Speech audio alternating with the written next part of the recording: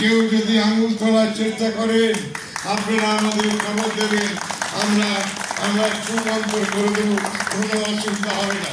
কেউ আঙ্গুল তোলার চেষ্টা করলে আমাদের খবর দেবেন, সুমন্তর করে দেব। দলের রাজ্য সরকারি কর্মচারী ফেডারেশনের সদস্যদের উদ্দেশ্যে এমনই বার্তা দিলেন বাঁকুড়া জেলা তৃণমূল সভাপতি সাংসদ অরূপ চক্রবর্তী। রবিবার বাঁকুড়া রবীন্দ্র ভবনে ওই সংগঠনের প্রথম বাঁকুড়া জেলা সম্মেলনে বক্তব্য রাখতে গিয়ে তিনি আরও বলেন, দপ্তরে কেউ বিশৃঙ্খলা করার চেষ্টা করলে সে বিষয়টিও জানাবেন, আমাদের ঝাড়ফুঁক করার লোক আছে।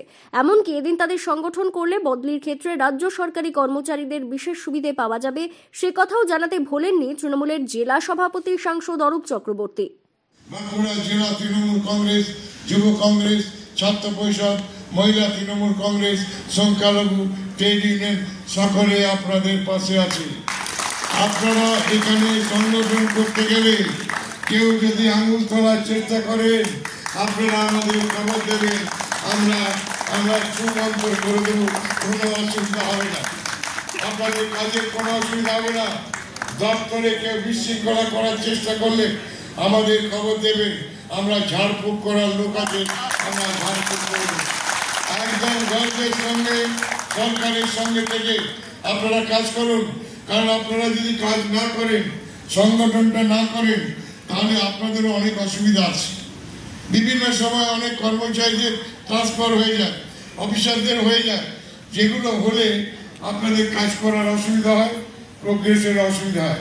সাংগঠনিক মাধ্যমে যদি আপনারা এগুলো করেন তাহলে আপনারা প্রতাপ বাবুকে বলতে পারবেন যে আপনারা এই জায়গাটা দাদা একটু স্টে করে দিন, কারণ মৌসুম আসছে, বৃষ্টি ধরতে হবে, কংসাবতীতে কাজ আছে, বা অন্য কোনো পিএইচি খুব জরুরি কাজ চলছে, হঠাৎ করে যদি সেখানে স্টাফরা বা অফিসাররা ট্রান্সফার হয়ে যায়, সেখানে কাজের ব্যাঘাত ঘটে। এগুলো আপনারা কিন্তু করার একটা বিরাট সুযোগ পাবেন। সংগঠিতভাবে যতগুলো দপ্তর আছে বাঁকুড়া জেলার, জেলা শাসক থেকে বিডিও অফিস, পঞ্চায়েত, পৌরসভা, হসপিটাল, বিভিন্ন জায়গায় সংগঠন আছে, আপনারা নিজেরা সেক্টর করুন। মাসে 2 মাসে 3 মাসে একবার করে বসুন, বছরে একবার করে দরকার হলে আপনারা আমাকে ডাকুন, পৌরসভার চেয়ারম্যানকে ডাকুন, আমাদের এমএলএদের ডাকুন, সর্বক্ষণ পহরা দেওয়ার জন্য আপনাদের পাশে, কর্মচারীদের পাশে আমরা আছি। এটার জন্য অ্যাচিভ করছি, শিক্ষকদের বোঝাতে হবে। পরে তার বক্তব্য বিষয়ে সাংবাদিকরা প্রশ্ন করলে অরূপ চক্রবর্তী বলেন, সুমন্ত জাদু দেখিয়ে দেবো, ঠিক আছে? যদি কোনো সরকারি কর্মচারী যারা ফেডারেশন করবে তাদের বিরুদ্ধে আঙুল তুললে সুমন্তর হয়ে যাবে, এটা বলে দিলাম, জাদু করে দেবো। এটা সে যারা করবে তারা বুঝতে পারবে, ঠিক আছে? তারা বুঝতে পারবে কি হবে, ঠিক আছে? আদর করে দিতে পারে, বুঝলে, চামর বুলি দিতে পারে, ধন্যবাদ জানাতে পারে, কেউ কেউ প্রণাম করতেও পারে যে দাদা এরকম করবেন না, আপনাদের জমানা শেষ। 34 বছরে বাংলাকে শেষ করেছেন, আবার নতুন ভাবে হাঁটার চেষ্টা করবেন, করতে দিন, বাংলাকে পারতে দিন। আপনাদের এত ছেলে চাকরি খেয়েও আপনারা শান্তি পাননি, তাদেরকে আবার সুপ্রিম কোর্ট চাকরি ফেরত দিচ্ছে।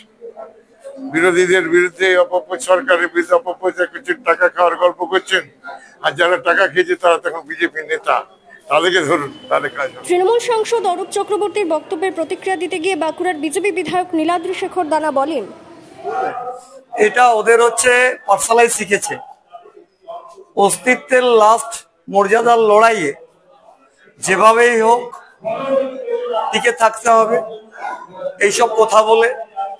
আর এগুলো একমাত্র এই একটি আঞ্চলিক দল তৃণমূল, তার নেত্রী এবং তার সহচরদের মুখ থেকে এগুলো শোনা যায় এবং শোভা পায়।